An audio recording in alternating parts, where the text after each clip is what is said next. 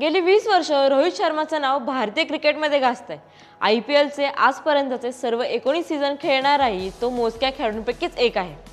त्यानं या 19 सीझनमध्ये अनेक विक्रम केलेत, पण असे काही खास विक्रम आहेत जे मोडणं सहजासहजी कोणाला शक्य होणार नाही।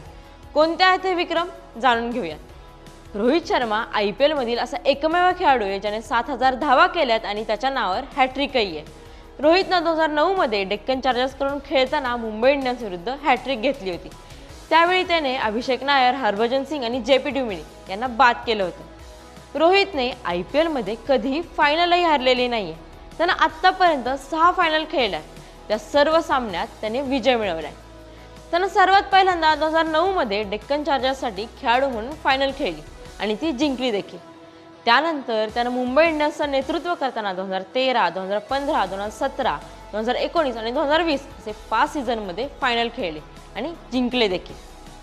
इतकंच नाही तर रोहित शर्मा IPL मध्ये मुंबई इंडियन्ससाठी सर्वाधिक धावा करणाराही खेळाडू आहे।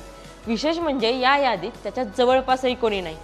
रोहितनं मुंबईसाठी 6000हून अधिक धावा केल्यात, बाकी कोणाला अजून 4000चा टप्पाही पार करता आलेला नाहीये। रोहितचे अजून कोणते विक्रम तुम्हाला माहिती आहेत का?